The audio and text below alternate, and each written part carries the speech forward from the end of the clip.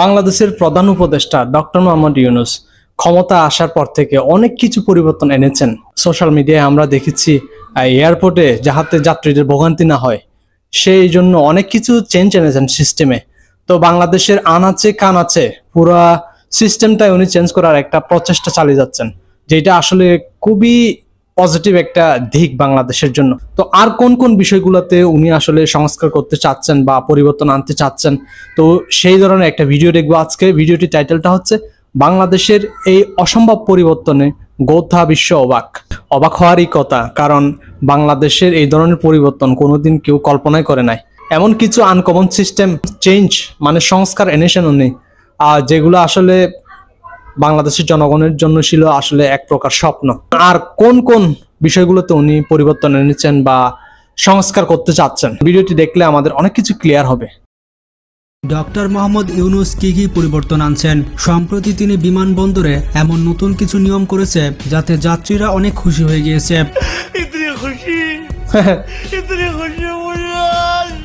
তাছাড়া তিনি বাংলাদেশের সিস্টেমে বেশ কিছু পরিবর্তন এনেছেন। এছাড়া সিস্টেমে আরো কিছু পরিবর্তন রয়েছে যেগুলো তিনি ভবিষ্যতে নিয়ে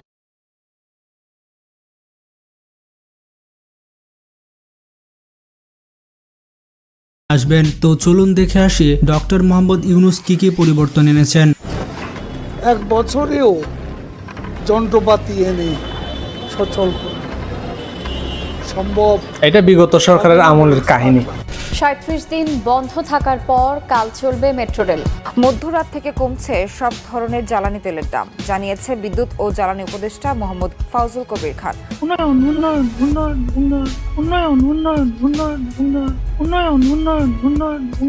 তার আগে ডক্টর মোহাম্মদ ইউনূসকে যারা পছন্দ করেন তারা ভিডিওটিতে একটি লাইক দিয়ে দিন আর চ্যানেলটি সাবস্ক্রাইব করে ফেলুন। বন্ধুরা, বাংলাদেশের প্রবাসীরা মনের আনন্দে দেশের উদ্দেশ্যে পাড়ি দিলেও যখন তারা বিমানবন্দরে পৌঁছায় তখন বাংলাদেশের কাস্টম অফিসারদের কাছ থেকে অনেক হয়রানির শিকার হয়। এই সকল প্রবাসীদের অনেক খারাপ সিচুয়েশনে পড়তে হতো। তার মধ্যে একটা ছিল লাগেজ সময় মতো না পাওয়া। এছাড়াও লাগেজ চুরি কিংবা লাগেজ কাটা তো রয়েছে। যদিও লাগেজ কাটা কিংবা লাগেজ চুরির ঘটনাগুলোতে বিমানবন্দরে যারা লোডেড মানে যারা মালামাল খালাস করে তাদেরকে পকেট ছাড়া পোশাক পরিধান করার নিয়ম করা হয়েছিল, মানে তাদের পোশাকে কোনো পকেট থাকবে না। কিন্তু তারপরও সেটার সন্তোষজনক সমাধান আসেনি। যদিও লাগেজ নিয়ে মিথ্যা কথা বললে যাত্রীদেরকে 50,000 টাকা থেকে 1 লক্ষ টাকা পর্যন্ত জরিমানা দিতে হবে। এই আইনের আওতায় নানা রকম ডিস্টার্ব করা হতো বিভিন্ন রকমের যাত্রীদের। কিন্তু এখন সেবার মানের যে সকল পরিবর্তন এসেছে তার মধ্যে উল্লেখযোগ্য হলো বিনা কারণে লাগেজ ভাঙলে বা কোনো কিছু চুরি হলে কর্মীদের বেতন থেকে সেই টাকা কাটা হবে। মিডিয়া রিপোর্টস থেকে জানা গিয়েছে যাত্রী সেবাতে আরো কিছু ইন্টারেস্টিং চেঞ্জেস এসেছে।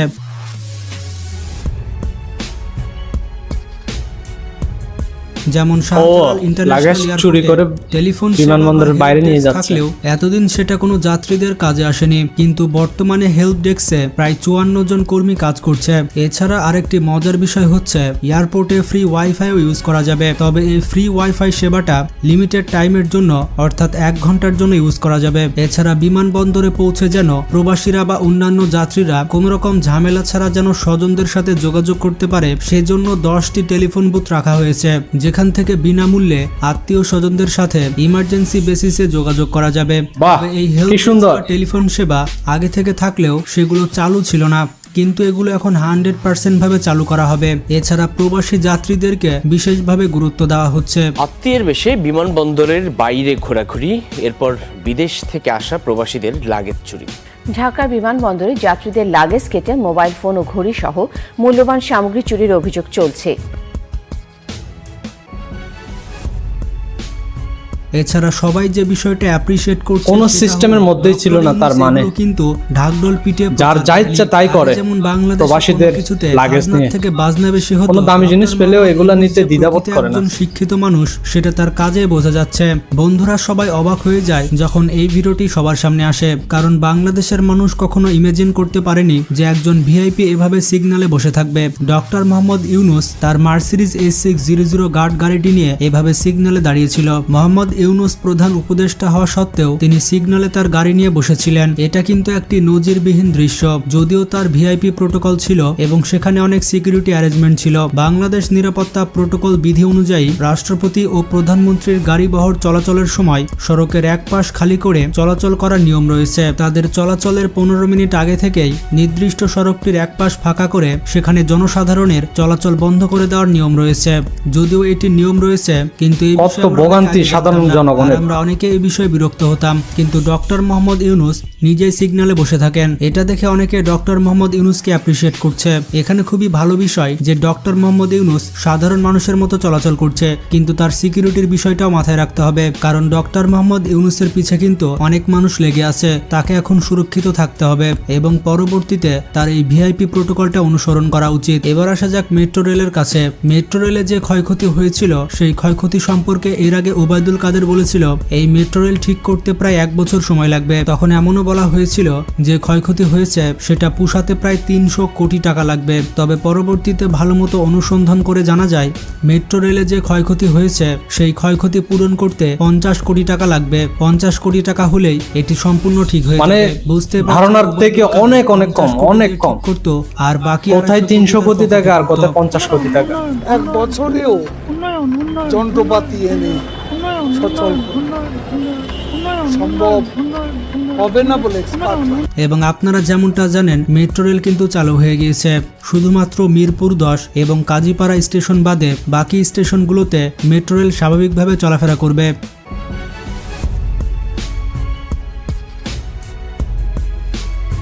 এবার আসা যাক ইলিশ মাছের কাছে। পুরো পৃথিবীতে যে পরিমাণ ইলিশ উৎপাদন হয় তার মধ্যে 75%ই বাংলাদেশ উৎপাদন হয়।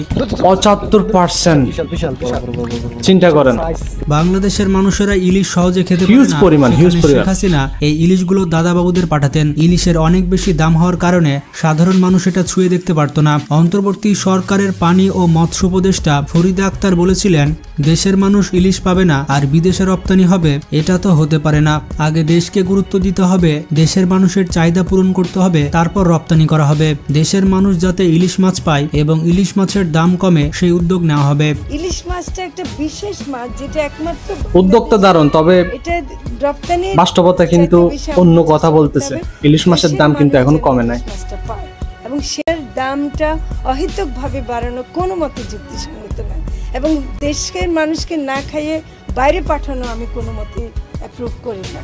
এদিকে স্বরাষ্ট্র উপদেষ্টা থাকা অবস্থায় এম শাখাওয়াত হোসেন বলেছিলেন মিডিয়া চাটুকারিতা করলে মিডিয়াকে শেষ করে ফেলা হবে। তিনি বলেছিলেন যখন আন্দোলন পরিস্থিতি ছিল, চারিদিকের অবস্থা খারাপ ছিল, তখন বাংলাদেশের মিডিয়া বলছিল যে সবকিছু ঠিক আছে, তারা যেন সরকারের সুরে সুর মিলাচ্ছিল। তিনি বলেছিলেন এমন চাটুকারিতা করলে পরবর্তীতে সেই চ্যানেল ব্যান করে দেওয়া হবে। আর আপনাদের মিডিয়া কিভাবে মিডিয়াগুলোকে আপনারা সত্যকে সত্য বলতে হবে, মিথ্যাকে মিথ্যা। এই পিরিয়ডে কোনো প্রকার সাজানো সংবাদ পরিবেশন করা যাবে না। দারুণ একটা উদ্যোগ, দারুণ একটা কমান্ড। এক মিনিট, আমি আবার বলি, চাটুকারি মিডিয়া হবে বন্ধ করে দেবো।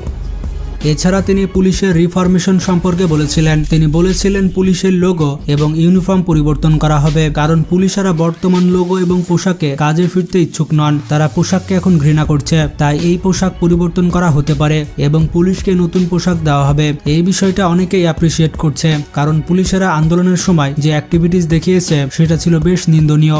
তাদের পোশাক যদি পরিবর্তন করা না হয় তাহলে মানুষের মধ্যে তাদের যে অ্যাকসেপ্টেন্স রয়েছে সেটা ফেরানো অনেক কঠিন হয়ে যাবে। এছাড়া ইন্টারনেট উপদেষ্টা নাহিদ ইসলাম বলেছেন ইন্টারনেট যখন তখন বন্ধ হবে না, আর ইন্টারনেটের স্পিড কখনোই সীমিত করা হবে না, কারণ ইন্টারনেট হচ্ছে মানবাধিকারের মতো একটা বিষয়। আন্দোলনের সময় যারা ইন্টারনেটের স্পিড কমিয়ে দিয়েছিল তাদেরকে বিচারের আওতায় নিয়ে আসা হবে। তো সব মিলিয়ে বাংলাদেশে ছোটখাটো কিছু পরিবর্তন হচ্ছে, আস্তে আস্তে এই পরিবর্তনগুলো বিশাল রূপ নিবে। অন্তর্বর্তী সরকার সামনে আরো বেশ কিছু পরিবর্তন করতে চলেছে। তো ভিডিওটি কেমন লাগলো সেটি কমেন্ট করে জানান। ভালো লাগলে বন্ধুদের সাথে শেয়ার করতে পারেন। ভালো থাকবেন, টেক কেয়ার।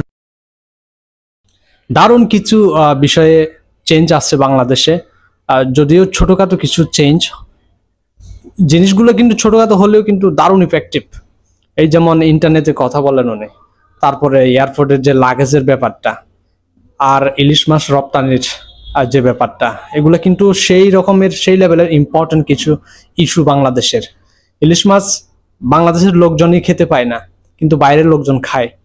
এই বিষয়টা অনেকেই মানতে পারে না, বাট উদ্যোগ নেওয়াটা কিন্তু ভালো যে বাংলাদেশের মানুষ আগে পাবে ইলিশ মাছ, তারপরে বাইরে রপ্তানি হবে, আর তার দেশের চাহিদা মিটিয়ে তারপরে বাইরে রপ্তানি হবে। কিন্তু মার্কেটে কিন্তু সেই অ্যাকসেপ্টেন্সটা কিন্তু প্রতিফলিত হচ্ছে না। এখনো কিন্তু ইলিশের দাম প্রচুর হাই, যেটা সাধারণ মানুষের কেনার সাধ্যের বাইরে। তো কি কারণে এই দামটা হচ্ছে, এগুলো আসলে খুবই ইনভেস্টিগেট করার একটা বিষয়। তারপর এয়ারপোর্টের যে সার্ভিসগুলা সংস্কার করা হচ্ছে, এটা দারুণ একটা নিউজ। তবে শুধু চেঞ্জ করা হলে হবে না, সংস্কার করা হলে হবে না, এগুলার প্রয়োগের বিষয় আছে। এগুলো যেন ঠিকমতো প্রয়োগ হয়, তবেই কিন্তু এই উদ্যোগগুলো কাজে আসবে। ইন্টারনেট সম্পর্কেও আসলে অনেকের অনেক কিছু বলার ছিল। যেমন প্যাকেজ কিনলে কি হয়, প্যাকেজের মেয়াদ উত্তীর্ণ হয়ে যায়, কিন্তু প্যাকেজের এমবি শেষ হয় না। তো বাকি এমবিগুলো কোথায় যায়? অবশ্যই ওনাদের কাছে যায়। তো এই ধরনের প্যাকেজের মেয়াদ এগুলো একটু আসলে সংস্কার করা উচিত আমি মনে করি। যারা ইন্টারনেট ইউজ করে তারা তো জানে এই ধরনের সিস্টেমগুলো কি পরিমাণ ভোগান্তি। তো বন্ধুরা, আপনাদের কি মতামত? এই যে বাংলাদেশে একটা রেনেসান্স একটা চলতেছে, এটা আপনারা কিভাবে দেখেন? এবং এই চেঞ্জগুলো যদি হয়, বাংলাদেশে চেঞ্জ হওয়ার পরে যদি প্রয়োগ না থাকে, তাহলে কিন্তু বাংলাদেশের ওই আগের সিস্টেমই চলে যাবে। তো এই ব্যাপারে আপনাদের কি মতামত প্লিজ কমেন্ট সেকশনে জানাবেন। আর ভিডিওটি যদি ভালো লাগে একটা লাইক করবেন, চ্যানেলটি সাবস্ক্রাইব করে পাশে থাকবেন। সবাইকে অসংখ্য ধন্যবাদ সাথে থাকার জন্য। দেখা হবে নতুন কোনো একটা ভিডিওতে। ভালো থাকবেন সবাই।